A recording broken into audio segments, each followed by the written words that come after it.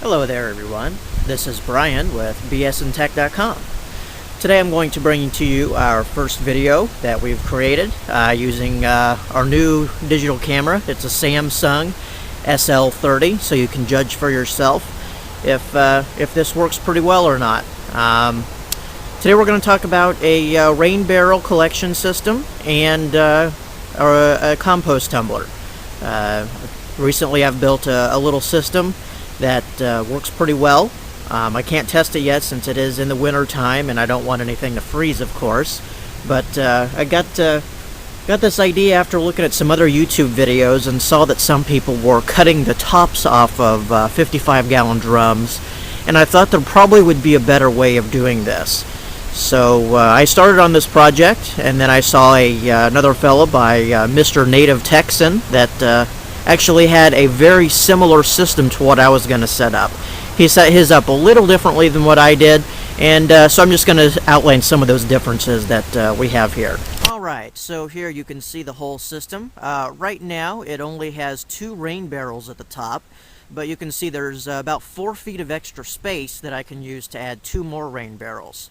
I've got a person at work that has helped me get some of these rain barrels, and I'm picking them up for free, so that's a good thing. And it's pretty easy to set up, but the system that is made of 6 4x4 posts, and across the top there are 2-inch by 8-inch boards. If you consider that there's going to be about 220 gallons of water in this whole system when it's said and done, it's going to be about 1,900 pounds of weight. That's quite a lot, so you really need something that's going to support that. Now, since it is out here in this adverse environment all the time, between the freezing and the hot temperatures, you really need to have treated lumber when you make this system. Now, up here, you can see that the posts are all held in together with some lug nuts here, or not some lug nuts, but some screws. Now these are about 6 inches long and they're about 1/2 inch wide. I had to actually drill all these holes first. You can see that I've pretty much got them on all sides, and they are sticking out a little bit. And the reason for that is because when you buy 4x4 or 2x8s, it's not exactly going to be 4 inches wide or 2 inches wide. It's going to be more about 3.5. So you can see over here that I've drilled the holes, and you can see how the screws are coming out almost from them already. Well, let's take a look at the composter first. I built this a couple weeks ago, and it's just made of a 55-gallon drum. And over here on one side, you can see that I've got this galvanized steel pipe and a hole going into the barrel. And then it's the same way on the other side. On the other side, I've got the same thing. I've got a steel pipe and then the hole. That's about a 1-inch steel pipe, so it holds pretty good. And then after I drilled those holes, I just basically cut this little opening. And then you can see some hinges and a little bolt latcher down here. So you can just easily open up the latcher, lift it up, and you can see some compost in there going now. It's only a couple weeks old, so it's not going to really have too much going on with that. But it was pretty simple to make. Took about an hour or so after I put it all together. And then it's just a matter of, just doing a rotate every now and then.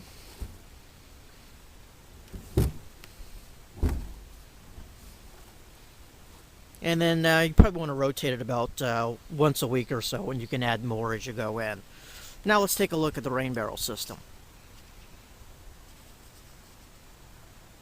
Right now the rain barrel system just has, again, those 2 55-gallon drums, and you can see over here on the side that there is a little downspout that I've drilled in the hole.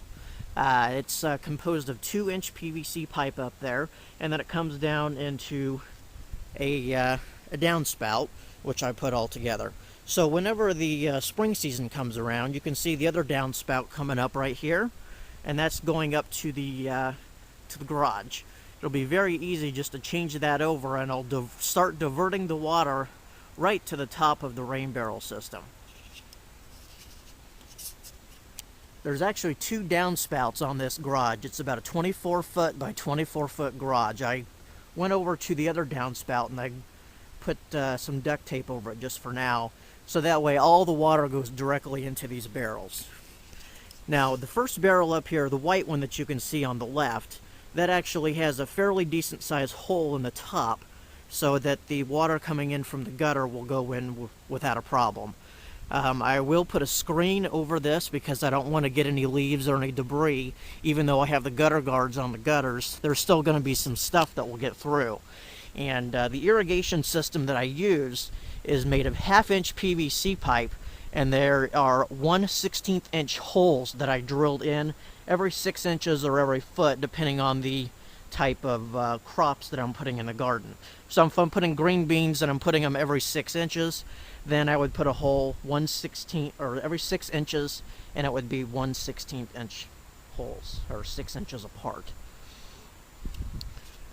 Now the blue barrel, if you figure that when the white one starts to fill up, it's also going to start going into the blue barrel as well.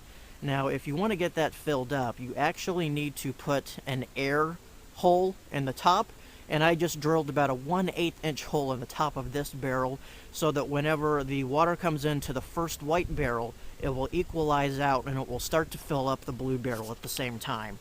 Now, how does that work? Let me show you here. All the way down here, I'm in between the posts now, as you can tell, there is a 2-inch PVC pipe coming out. Now, these 55-gallon drums, they have two 2-inch bung holes at the top. Here you can see the other one, and it's got a cap over it. I just basically make sure that this one cap is very secure and tighten it up, and then I loosen and take out the other cap. After you loosen and you take out the other cap, then you can just put a male threaded 2-inch PVC connector in there. Then I just put in a 90-degree elbow and connected it up. Now let's go look at the other side so you can get a better view of it.